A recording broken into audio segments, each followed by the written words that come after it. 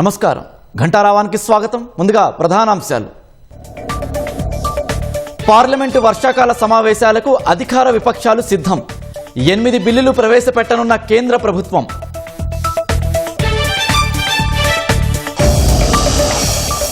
Cure పరిధిలో 1,00,000 ఇళ్ల నిర్మాణానికి నేడు శ్రీకారం. దరఖాస్తు విధానం, అర్హతలు, బ్రోచర్ విడుదల చేయనున్న సర్కార్.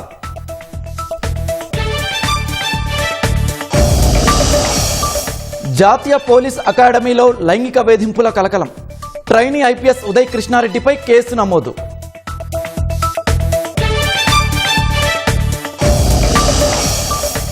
ఇరాన్పై 9వ రోజు అమెరికా దాడులు. గల్ఫ్ దేశాల్లోని యుఎస్ సైనిక స్థావరాలపై ఇరాన్ ప్రతిదాడులు.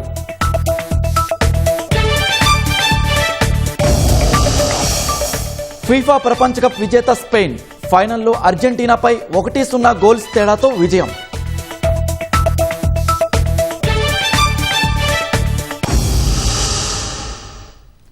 పార్లమెంటు వర్షాకాల సమావేశాలు నేటి నుంచి ప్రారంభం కానున్నాయి. అస్త్రశస్త్రాలతో అధికార విపక్షాలు సిద్ధమయ్యాయి. కీలక బిల్లుల ఆమోదం కోసం అధికార పక్షం అయోధ్య, నీట్ ప్రశ్నపత్రం లీకేజీలపై చర్చించాలని ప్రతిపక్షం పట్టుపట్టే అవకాశం ఉంది. టీఎంసీ, శివసేన, యూబీటీ ఎంపీల వ్యవహారాన్ని విపక్షం సభలో లేవనెత్తే సూచనలు కనిపిస్తున్నాయి. ఈ నేపథ్యంలో సభ సజావుగా సాగేందుకు అన్ని పార్టీలు సహకరించాలని లోక్సభ స్పీకర్ ఓం బిర్లా విజ్ఞప్తి చేశారు. ప్రజా సమస్యలపై సమగ్రంగా చర్చలు జరిగేలా చూడాలని బీఏసీ సమావేశంలో కోరారు. పార్లమెంటరీ సంప్రదాయాలను పాటిస్తూ నిర్మాణాత్మక చర్చలు జరపాలని ఉద్ఘాటించారు. ప్రభుత్వం ప్రవేశపెట్టనున్న ముఖ్యమైన బిల్లులకు సమయం కేటాయించినట్లు బీఏసీ సమావేశం అనంతరం పార్లమెంటరీ వ్యవహారాల శాఖ మంత్రి కిరణ్ రిజిజు తెలిపారు. ప్రతిపక్షాలు చేసిన కొన్ని సూచనలను పరిగణలోకి తీసుకున్నామని చెప్పారు. ప్రతిపక్షాలు సహకరిస్తే నేడు కొన్ని బిల్లులపై చర్చ చేపడతామని అన్నారు. అయితే ఏ బిల్లులు అన్నది మాత్రం ఆయన వెల్లడించలేదు. సుప్రీంకోర్టులో న్యాయమూర్తుల సంఖ్యను 34 నుంచి 38కి పెంచుతూ జారీ చేసిన ఆర్డినెన్స్ స్థానంలో కేంద్రం నేడు లోక్సభలో బిల్లును ప్రవేశపెట్టనుంది. వందే మాత్రం గేయాన్ని అవమానపరిస్తే 3 ఏళ్ల వరకు శిక్ష విధించేందుకు ఉద్దేశించిన బిల్లును నేడు రాజ్యసభలో ప్రవేశపెట్టే అవకాశమూ ఉంది. ఇరాన్పై వరుసగా 9వ రోజు అమెరికా దాడులు చేస్తోంది. పోర్టు నగరాలు, సైనిక స్థావరాలపై బాంబుల వర్షం కురిపిస్తోంది. క్షిపణి, డ్రోన్ ప్రయోగ కేంద్రాలను ధ్వంసం చేస్తోంది. ఖుజెస్తాన్ ప్రావిన్స్లోని పలు ప్రాంతాల్లో పేలుడు శబ్దాలు వినిపించినట్లు ఇరాన్ మీడియా పేర్కొంది. చాబహార్, బందర్ అబ్బాస్ నగరాల్లో బాంబులు పడ్డాయని తెలిపింది. వరుస దాడుల నేపథ్యంలో ఇరాన్ పౌరులు బిక్కుబిక్కుమంటూ గడుపుతున్నారు. ఇరాన్ సైనిక సామర్థ్యాలను నిర్వీర్యం చేసే వరకు దాడులు కొనసాగుతాయని యుఎస్ సెంట్రల్ కమాండ్ తెలిపింది. ఇరాక్లో ఇరాన్ డ్రోన్లను నిర్వీర్యం చేస్తుండగా ప్రమాదవశాత్తు పేలి తమ సైనికుడు ఒకరు మృతి చెందారని వెల్లడించింది. ఇరాన్తో యుద్ధం ప్రారంభమైన దగ్గర నుంచి అమెరికా ఇప్పటి వరకు 17 మంది సైనికులను కోల్పోయింది. గల్ఫ్ దేశాల్లోని అమెరికా సైనిక స్థావరాలపై ఇరాన్ ప్రతిదాడులు చేస్తోంది. ఇరాన్ డ్రోన్లు, క్షిపణులను అడ్డుకుంటున్నట్లు కువైట్ రక్షణ శాఖ తెలిపింది. బహ్రెయిన్లో పేలుళ్ల శబ్దాలు వినిపించాయని అంతర్జాతీయ మీడియా పేర్కొంది. హర్ముజ్ జలసంధిలో ఒమన్ తీరానికి 9 నాటికల్ల మైళ్ళ దూరంలో ఓ నౌక మంటల్లో చిక్కుకుందని బ్రిటన్ సైన్యానికి చెందిన యూకే మ్యారిటైమ్ ట్రేడ్ ఆపరేషన్స్ ఎక్స్లో పోస్ట్ చేసింది.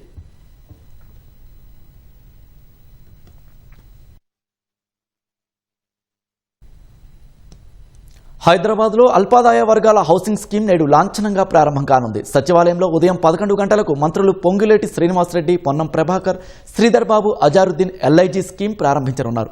పథకం పేరు, విధి విధానాలు, అర్హతలు, దరఖాస్తుల ప్రక్రియను నేడు ప్రకటించనున్నారు. హైదరాబాద్ కోర్ అర్బన్ పరిధిలో పేద, దిగువ మధ్యతరగతి ప్రజల కోసం ఫ్లాట్ల నిర్మాణ పథకాన్ని నేడు లాంఛనంగా ప్రారంభించనున్నారు. సచివాలయంలో ఉదయం 11 గంటలకు గృహ నిర్మాణ శాఖ మంత్రి పొంగులేటి శ్రీనివాసరెడ్డి, హైదరాబాద్ ఉమ్మడి రంగారెడ్డి జిల్లాల ఇన్ఛార్జి మంత్రులు పొన్నం ప్రభాకర్, శ్రీధర్ బాబుతో పాటు హైదరాబాద్కు చెందిన మంత్రి అజరుద్దీన్ ప్రారంభోత్సవ కార్యక్రమంలో పాల్గొననున్నారు. జీహెచ్ఎంసీ, సైబరాబాద్, మల్కాజ్గిరి మున్సిపల్ కార్పొరేషన్ల పరిధిలో 1,00,000 ఫ్లాట్లను నిర్మించాలని ప్రభుత్వం నిర్ణయించింది. క్యూర్ పరిధిలో ఇల్లు, స్థలం లేని అల్పాదాయ వర్గాల కోసం ఈ పథకాన్ని ప్రభుత్వం రూపొందించింది. క్యూర్ పరిధిలోని 26 అసెంబ్లీ నియోజకవర్గాల్లో టవర్ల రూపంలో హౌసింగ్ బోర్డు వీటిని నిర్మించనుంది. ఒక్కో టవర్లో 10 ఫ్లోర్లు, అంతస్తుకు 12 ఫ్లాట్లు నిర్మించేలా ప్రణాళిక చేశారు. ప్రభుత్వ భూముల్లో ఈ టవర్లను నిర్మించనున్నారు. చార్మినార్, బహదూర్పుర, ముషీరాబాద్ మినహా మిగతా నియోజకవర్గాల్లో ఇప్పటికే స్థలాలను గుర్తించి హౌసింగ్ బోర్డు పొజిషన్లోకి తీసుకుంది. గరిష్ట వార్షికాదాయం 6 లక్షల రూపాయలు, క్యూర్ పరిధిలో ఇల్లు, స్థలం లేకపోవడం ప్రధాన అర్హతగా నిర్ణయించారు. ముందుగా డిమాండ్ సర్వే చేపట్టాలని హౌసింగ్ బోర్డు నిర్ణయించింది. పూర్తి విధి విధానాలు, అర్హతలు, బ్రోచర్ నేడు ప్రకటించనున్నారు. తొలి విడతలో నియోజకవర్గానికి 500 ప్లాట్ల చొప్పున నిర్మించాలని ప్రాథమికంగా నిర్ణయించారు. ఆసక్తి ఉన్న వారి నుంచి దరఖాస్తులను స్వీకరించనున్నారు. స్థానిక అసెంబ్లీ నియోజకవర్గం పరిధిలోని ఫ్లాట్లకు మాత్రమే దరఖాస్తు చేసుకోవాలి. మీ సేవ ఆన్లైన్ విధానాల ద్వారా దరఖాస్తుల ప్రక్రియకు హౌసింగ్ బోర్డు ఏర్పాట్లు చేసింది. దరఖాస్తుల ప్రక్రియ ముగిసిన తర్వాత ఏ ప్రాంతంలో ఎంత డిమాండ్ ఉందన్న అంచనా మేరకు ఎన్ని నిర్మాణాలు చేపట్టాలో తుది నిర్ణయం తీసుకోనున్నారు. స్థలం అన్డివైడెడ్ షేర్ను ప్రభుత్వం ఉచితంగా ఇవ్వడంతో పాటు నిర్మాణ ఖర్చులు 5 లక్షల రూపాయలను ఇందిరమ్మ పథకం కింద ఇస్తారు. మిగతా వ్యయాన్ని లబ్ధిదారుడు నిర్మాణ పురోగతికి అనుగుణంగా చెల్లించాల్సి ఉంటుంది. బ్యాంకు నుంచి కూడా రుణాలు తీసుకునే సదుపాయం కూడా కల్పిస్తారు. పథకానికి ఆకర్షణీయమైన పేరు, లోగో కోసం ఇన్స్టాగ్రామ్లో ఇటీవల పోటీ పెట్టారు. ఇవాళ పథకం పేరును కూడా ప్రకటిస్తారు. ఉత్తమ పేరును సూచించిన విజేతకు ₹1,00,000 బహుమతి ఇవ్వనున్నారు. రాష్ట్రంలో మొదటి ప్రైవేటు సమీకృత ఆయిల్ పామ్ పరిశ్రమ ప్రారంభానికి సర్వసిద్ధమైంది. ఖమ్మం జిల్లా కొనిజర్ల మండలం అంజనాపురంలో గోద్రేజ్ అగ్రోవేట్ లిమిటెడ్ ఆధ్వర్యంలో ఆయిల్ పామ్ పరిశ్రమ నెలకొల్పారు. ప్రారంభానికి అన్ని ఏర్పాట్లు పూర్తి కాగా నేడు మంత్రి తుమ్మల నాగేశ్వరరావుతో కలిసి ఉప ముఖ్యమంత్రి భట్టి విక్రమార్క లాంఛనంగా ప్రారంభించనున్నారు. 300 కోట్ల రూపాయల వ్యయంతో 15 టన్నుల సామర్థ్యంతో నిర్మించగా భవిష్యత్తులో 60 టన్నుల సామర్థ్యానికి పెంచనున్నారు. ఇప్పటికే నర్సరీ కార్యకలాపాలు కొనసాగుతుండగా పరిశ్రమ ద్వారా దాదాపు 700 మందికి ఉపాధి లభించనుంది.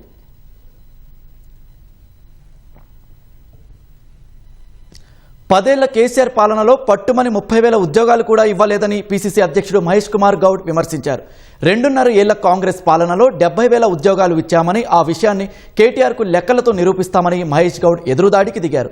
నిజామాబాద్లో పలు అభివృద్ధి కార్యక్రమాలలో పాల్గొన్న ఆయన బీజేపీ నాయకులపై నిప్పులు చెరిగారు. బీజేపీ చోరీలతోనే బతుకుతుందని మండిపడ్డారు. బీహార్, పశ్చిమ బెంగాల్లో ఓట్లు చోరీ చేసి బీజేపీ అధికారంలోకి వచ్చిందని ఆయన ఎద్దేవా చేశారు. కేసీఆర్ పాలనలో అవినీతి తప్ప అభివృద్ధి లేదని మహేష్ కుమార్ గౌడ్ విమర్శలు గుప్పించారు. 10 ఏళ్లలో మీరు చేయలేని కార్యక్రమాలను కూడా మేము 2.5 సంవత్సరాలు చేసి చూపిస్తా ఉన్నాం. మీరు 10 ఏళ్లలో పట్టుమని 20,000 ఉద్యోగాలు ఇవ్వలే. ఇలా 2.5 సంవత్సరాలు 70,000 ఉద్యోగాలు ఇచ్చాం. మేము ఆషామాషి కాదు, అది లెక్కలున్నాయి. ఇంకా ఇస్తామనే మాట కూడా చెప్తా ఉన్నాం. రైతులకి రైతు భరోసా ఇస్తా ఉన్నాం, రుణమాఫీ చేసాం, బోనస్ ఇచ్చాం. ఇవాళ రాష్ట్రంలో రేవంత్ రెడ్డి గారు ముఖ్యమంత్రిగా మంత్రివర్గ సభ్యులు, శాసనసభ్యులు ఒకవైపు అభివృద్ధి, ఒకవైపు సంక్షేమం చేస్తూ ఉంటే మీరు ప్రజలు లేరు కాబట్టి ప్రజాకర్ష కోసం ఏదో పొంతలే విమర్శ చేస్తూ ఉన్నారు. ప్రజలు అన్నీ గ్రహిస్తూ ఉన్నారు. ఎవరో కొంతమంది వచ్చి మీరు ఇచ్చిన స్టోరీలు మాట్లాడినంత మాత్రాన అయ్యేదేమీ లేదు. ప్రజలకి గతం తెలుసు, ప్రస్తుతం తెలుసు. ప్రజలే బేరీజు వేసుకుంటారు. రాష్ట్రంలో విద్యుత్ డిమాండ్ పెరిగిందని, అయినప్పటికీ ప్రజలకు ఆ సమస్య లేకుండా చర్యలు తీసుకుంటున్నామని డిప్యూటీ సీఎం భట్టి విక్రమార్క తెలిపారు. సబ్ డివిజన్లో విద్యుత్ సమస్యలు పరిష్కరించేందుకు 165 పవర్ అంబులెన్స్లు ప్రారంభించామని వివరించారు. భద్రాద్రి కొత్తగూడెం జిల్లా ఇల్లందు నియోజకవర్గంలో పలు అభివృద్ధి కార్యక్రమాల్లో ఉప ముఖ్యమంత్రితో పాటు స్థానిక అధికారులు పాల్గొన్నారు. దేశంలో ఎక్కడా లేని విధంగా సింగరేణి ఉద్యోగులకు ₹1 కోటి బీమా పథకాన్ని ప్రారంభించామని గుర్తు చేశారు. గిరిజన ప్రాంతాలలో పోడు భూముల పట్టాదారులకు ఇందిరా సౌర జల వికాసం పథకంతో పంటలు పండించుకునేలా చర్యలు చేపడుతున్నామని వెల్లడించారు. రైనీ సీజన్ ఇది జనరల్గా జూలై. పవర్ సంబంధించి ఈ సీజన్లో సహజంగా 11,000 మెగావాట్లు పీక్ డిమాండ్ ఉండే పరిస్థితి నుంచి సడన్గా ఇది 16,600 మెగావాట్ల పీక్ డిమాండ్కి వెళ్ళింది. అంటే పీక్ సమ్మర్లో మార్చ్, ఏప్రిల్, మే పరిసర ప్రాంతాల్లో ఉండే డిమాండ్ లాగా ఋతుపవనాలు పడేటువంటి వర్షాకాలంలో కూడా ఈ రకంగా పవర్ డిమాండ్ రావటం అనేది ఎప్పుడూ లేదు. కేవలం కొద్ది రోజుల్లోనే, అంటే ఒక వారం రోజుల్లోనే 5,600 మెగావాట్లు సడన్ గా దాని వాడకం పెరగటం, అంటే దాదాపు 50% వాడకం సడన్ గా పెరిగింది కేవలం వారం రోజుల్లో. చేలు బీడువారి నోళ్లు తెరుచుకున్నాయి. ఎండిపోయిన చెరువులు ఆవురావురమంటున్నాయి. వానాకాలం ఆరంభమై 50 రోజులు గడుస్తోంది. రాష్ట్రంలో సగటున 24 రోజులే వర్షాలు కురిశాయని వాతావరణ విభాగం వెల్లడించింది. కొన్ని జిల్లాల్లో 10 రోజులు కూడా కురవలేదని పేర్కొంది. నేల తడారిపోవడంతో నాటిన విత్తులు నేలలోనే మాడిపోతున్నాయి, మొలకొచ్చిన నేలవాలుతున్నాయి. ఎల్నినో ప్రభావంతో రాష్ట్రంలో 78 మండలాల్లో ఇప్పటి వరకు చుక్కబాన పడలేదు. మొత్తం 462 మండలాల్లో లోటు వర్షపాతం కొనసాగుతోంది. 133 మండలాల్లో సాధారణ స్థాయి నెలకొంది. జూన్ 1 నుంచి జూలై 19 వరకు 254.3 మిల్లీమీటర్ల సాధారణ వర్షపాతం కురవాల్సి ఉండగా 170.7 మిల్లీమీటర్లు మాత్రమే కురిసింది. ములుగు మినహా మిగిలిన జిల్లాల్లో 33% లోటు వర్షపాతం నమోదైంది. ములుగు జిల్లాలో 343.2 మిల్లీమీటర్లకు గాను 2% అధికంగా 350 మిల్లీమీటర్లు వర్షం కురిసింది. గతేడాది వానాకాలంలో జూలై 19 నాటికి 204.3 మిల్లీమీటర్లు కురిసింది. 13% లోటు నమోదైంది. నైరుతి రుతుపవనాల ప్రభావంతో వానాకాలంలో అత్యధికంగా వర్షం కురిసే నెల జూలై. ఈ నెలలోనే గరిష్ట వర్షపాతం నమోదు కావాల్సి ఉంటుంది. రాష్ట్ర వార్షిక సాధారణ వర్షపాతం 923.8 మిల్లీమీటర్లు కాగా వానాకాలంలో జూన్ నుంచి సెప్టెంబర్ వరకు 740.6 మిల్లీమీటర్ల సాధారణ వర్షం కురవాల్సి ఉంటుంది. జూన్లో సాధారణ వర్షపాతం 130.3 మిల్లీమీటర్లు కాగా ఈ ఏడాది 115.3 మిల్లీమీటర్లు, జూలైలో 227.4 మిల్లీమీటర్లకు గాను 19వ తేదీ వరకు 61.5 మిల్లీమీటర్లు నమోదైంది. ఆగస్టులో 215.8, సెప్టెంబర్లో 167.1 మిల్లీమీటర్ సాధారణ వర్షపాతం నమోదు కావాల్సి ఉంది.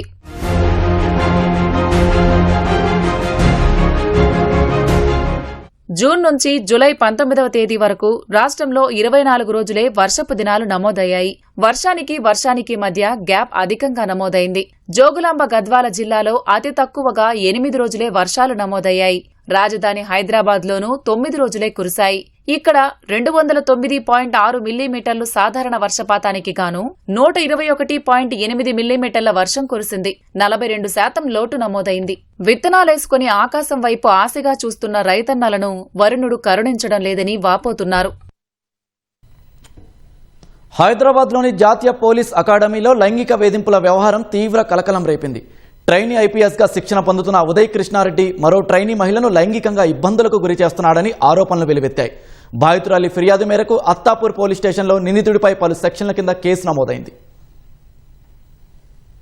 కర్ణాటకకు చెందిన ఓ మహిళా సివిల్ సర్వీసెస్కు ఎంపికై ప్రస్తుతం శివరాంపల్లిలోని నేషనల్ పోలీస్ అకాడమీలో శిక్షణ పొందుతున్నారు. ప్రకాశం జిల్లాకు చెందిన ఉదయ్ కృష్ణారెడ్డి ట్రైనీ ఐపీఎస్ శిక్షణలో ఉన్నారు. జూన్ 23 నుంచి ఉదయ్ కృష్ణారెడ్డి వాట్సాప్ నంబర్ ద్వారా అసభ్యకరమైన సందేశాలు పంపిస్తున్నట్లు సదరు మహిళ ఫిర్యాదు చేయడం తీవ్ర చర్చనీయాంశమైంది. ఆమె గౌరవాన్ని దెబ్బతీసేలా వ్యక్తిగత దూషణలు, అక్రమ సంబంధం ఉన్నట్లు దుష్ప్రచారం చేస్తున్నాడని బాధితురాలు పేర్కొన్నారు. తన మొబైల్ ఫోన్ లాక్కొని వ్యక్తిగత సమాచారం తెలుసుకుని ఇబ్బందికి గురిచేశాడని, అంతేకాకుండా గదిలోకి లాక్కెళ్లి భయభ్రాంతులకు గురిచేసి ఫోన్ పాస్వర్డ్ సేకరించాడని వివరించారు. ఈ క్రమంలో మెడపై కత్తిపెట్టి బెదిరించినట్టు పేర్కొన్నారు. తనతో అసభ్యకరంగా ప్రవర్తించి వ్యక్తిగత వీడియోలు చిత్రీకరించాడని ట్రైనీ ఐపీఎస్ వెల్లడించారు. ఆ దృశ్యాలను తన భర్తకు పంపి బెదిరింపులకు పాల్పడ్డాడని తెలిపారు.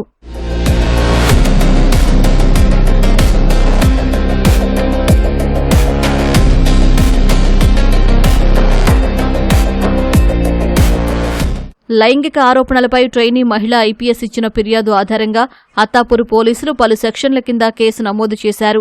ఉదయ్ కృష్ణారెడ్డి శిక్షణ సమయంలో సహచరులతో అసభ్యకరంగా ప్రవర్తించేవాడని వాట్సాప్ గ్రూపులు ఏర్పాటు చేసినట్లు పోలీసులు గుర్తించారు.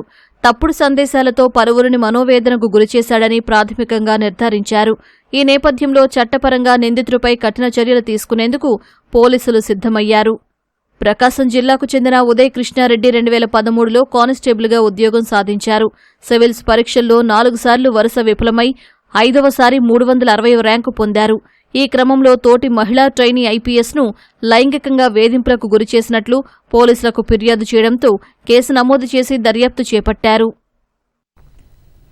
అనారోగ్య పరిస్థితుల్లో పేద మధ్యతరగతి కుటుంబాలు ప్రభుత్వ ఆసుపత్రిని ఆశ్రయిస్తారు. కానీ అక్కడి ప్రజలు అత్యవసర నిమిత్తం దవాఖానకు వెళ్లాలంటే జిల్లా కేంద్రానికే వెళ్లాల్సిందే. నిజామాబాద్ జిల్లా భీమ్గల్లులో గత ప్రభుత్వ హయాంలో 100 పడకల ఆసుపత్రి నిర్మాణానికి శ్రీకారం చుట్టారు. పనులు ప్రారంభించి ఏళ్లు గడుస్తున్నా నిర్మాణం పూర్తి కావట్లేదని స్థానికులు ఆవేదన వ్యక్తం చేస్తున్నారు. నిజామాబాద్ జిల్లా భీమ్గల్ పరిసర ప్రాంతాల ప్రజలకు 100 పడకల ఆసుపత్రి కోసం ఎదురుచూపులు తప్పడం లేదు. భీమ్గల్ మండలంలోని 25కు పైగా గ్రామాలు, ఇతర మండలాల ప్రజలు పనుల నిమిత్తం ఇక్కడికొస్తుంటారు. వారంతా వైద్యం కోసం ఆర్మూర్ ఏరియా ఆసుపత్రికి వెళ్లాల్సింది. అత్యవసర చికిత్స కోసం నిజామాబాద్ జీజీహెచ్కు వెళ్తుంటారు. ప్రజల కష్టాలు చూసిన గత ప్రభుత్వం 35 కోట్లతో పనులు ప్రారంభించగా నేటికి పూర్తి కాకపోవడంతో ప్రజలు అసహనం వ్యక్తం చేస్తున్నారు.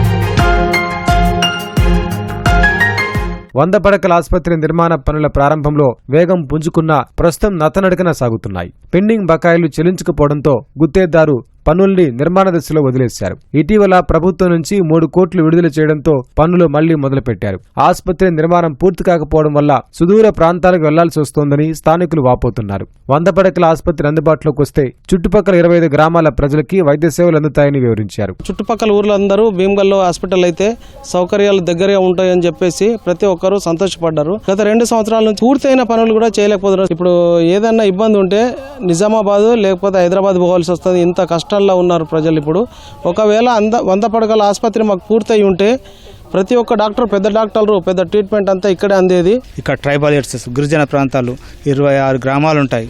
ఆ గ్రామాలలో ఏంటంటే మాకు వెనుకబడిన ప్రాంతం కాబట్టి ఏదన్నా ఎమర్జెన్సీ ఏర్పడితే ప్రతిదానికి నిజామాబాద్ ఆర్మూర్ పోవాలంటే చాలా కష్టాలు అవుతున్నాయి. ఒక 20% అయితే అది ఆల్రెడీ కంప్లీట్ అవుతుంది. 100 పడకల ఆసుపత్రి శాంక్షన్ చేసింది, కానీ ఇప్పటిదాకా అది నత్తనడకనే నడుస్తుంది, కానీ దాన్ని ముందుకు తీసుకెళ్తలే. ఇప్పటికైనా దీన్ని ఈ 100 పడకల ఆసుపత్రిని పూర్తి చేయాలని మేము కోరుకుంటున్నాం. 26 గ్రామాలు పాత తండాలు, బిండాలు ఉన్నాయి కాబట్టి ఎవరికి ప్రాణాలు పోతున్నాయని మాకు ఆర్మూర్ కానీ నిజామాబాద్ వెళ్ళడానికి అసౌకర్యంగా ఉన్నాయి కాబట్టి ఇక్కడ హాస్పిటల్ ఏర్పాటు చేసింది. మా మండలంలో 26 గ్రామాలు ఉన్నాయి. ఆ గ్రామాల్లో మారుమూల ప్రాంతాలు బాగున్నాయి, తండాలు ఎక్కువ ఉన్నాయి. వాళ్ళకి ఇప్పుడు రాత్నార్ కానీ భీమ్నర్ కానీ వాళ్ళు ఇక్కడే వస్తారు, ఇటు వస్తారు, ప్రతిదానికి భీమ్గల్ వస్తారు. ఇక్కడ హాస్పిటల్ అయితే వాళ్ళకు మంచి సౌకర్యంగా ఉంటుంది. రాష్ట్ర ప్రభుత్వం స్పందించి పెండింగ్ బిల్లులు మంజూరు చేసి వైద్య సేవలు ప్రారంభించాలని స్థానికులు కోరుతున్నారు. కల్తీ ఆహార సంస్థలపై Hyderabad city police commissioner task force హెచ్ఫాస్ట్, జీహెచ్ఎంసీ ఫుడ్ సేఫ్టీ అధికారులు ఉమ్మడిగా దాడులు జరిపారు. హైదరాబాద్, రంగారెడ్డి జిల్లాల పరిధిలోని బహదూర్పుర, కిషన్బాగ్, సికింద్రాబాద్, మల్కాజ్గిరి, బేగం బజార్ ప్రాంతాల్లో ఉన్న 6 ఆహార తయారీ విక్రయ కేంద్రాలపై ముమ్మర దాడులు నిర్వహించారు. నిబంధనలు ఉల్లంఘించి ప్రజారోగ్యానికి ముప్పు వాటిల్లేలా వ్యవహరిస్తున్న 6గురిని అరెస్ట్ చేసి వారిపై కేసులు నమోదు చేశారు. ఈ తనిఖీల్లో విస్తుపోయే నిజాలు వెలుగు చూశాయి. బొద్దింకలు, పావురాలు తిరుగుతున్న అత్యంత అపరిశుభ్ర వాతావరణంలో ఆ పదార్థాలు తయారు చేస్తుండడాన్ని గుర్తించారు. వాడిన వంట నూనెనే పదే పదే వాడడం, ప్రమాదకరమైన కృత్రిమ రంగులు కలపడం, గడువు ముగిసిన వస్తువులను కనీస FSSAI లైసెన్స్ లేకుండా విక్రయిస్తున్నట్లు గుర్తించారు. ఎక్కడైనా కల్తీ ఆహారం లేదా అపరిశుభ్ర తయారీని గమనిస్తే తక్షణమే హెచ్ఫాస్ట్ టోల్ ఫ్రీ నెంబర్కు సమాచారం అందించాలని task force DCP Gaikwad Vaibhav Raghunath ప్రజలకు సూచించారు. డాన్స్ మాస్టర్ జానీపై విధించిన బహిష్కరణను ఉపసంహరించుకుంటున్నట్లు తెలుగు ఫిలిం ఫెడరేషన్ ప్రకటించింది. జానీ మాస్టర్తో పాటు డాన్సర్ అసోసియేషన్ అధ్యక్షురాలు సుమలతాదేవి ఇచ్చిన వివరణతో సంతృప్తి చెందినట్లు ఫెడరేషన్ అధ్యక్షుడు వల్లభనేని అనిల్ తెలిపారు. హైదరాబాద్ యూసఫ్గూడలోని ఫెడరేషన్ కార్యాలయంలో సమావేశం నిర్వహించారు. డాన్సర్ల వేతనాల చెల్లింపు వివాదంలో జానీ మాస్టర్ సుమలతాదేవితో సుదీర్ఘంగా చర్చించిన అనంతరం సమస్యను ముగించేందుకు నిర్ణయం తీసుకున్నారు. ఆషాఢమాసం బోనాల పండుగ సందర్భంగా ప్రభుత్వం ప్రతిష్టాత్మకంగా ఏర్పాటు చేసిన బోనాలు చేతి వృత్తుల మేళాకు విశేష స్పందన వస్తోంది. కళాకారులు నేరుగా తమ ఉత్పత్తులను విక్రయించేందుకు 60కి పైగా స్టాళ్లు ఏర్పాటు చేశారు. చేనేత, హస్తకళలతో పాటు అటవీ ఉత్పత్తులు ఒకే చోట లభిస్తుండడంతో నగరవాసులు పెద్ద ఎత్తున కొనుగోళ్లు జరుపుతున్నారు. జూలై 26 వరకు ఈ ప్రదర్శన కొనసాగనుంది.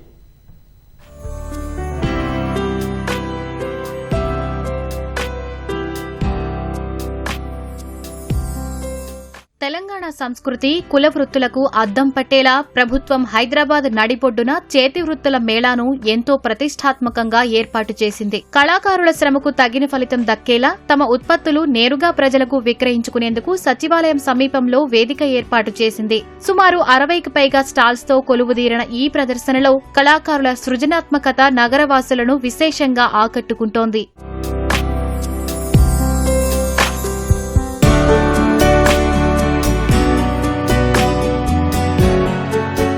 మట్టి పాత్రల తయారీలో ఉన్న కుమ్మరి కళాకారులు ఆధునిక డిజైన్లతో ఆకట్టుకుంటున్నారు. మట్టి సీసాలు, వంట పాత్రలు తయారు చేస్తూ మేళాలో విక్రయిస్తున్నారు. అటవీ ఉత్పత్తులైన తేనె, మైనం సేకరించే బోయ కమ్యూనిటీ యువత సహజ సిద్ధమైన ఉత్పత్తులు తయారు చేస్తున్నారు. రసాయనాలు, కృత్రిమ రంగులు వాడకుండా స్వచ్ఛమైన లిప్ బామ్స్, సబ్బులు తయారు చేస్తూ స్వయం ఉపాధి దిశగా అడుగులు వేస్తున్నారు.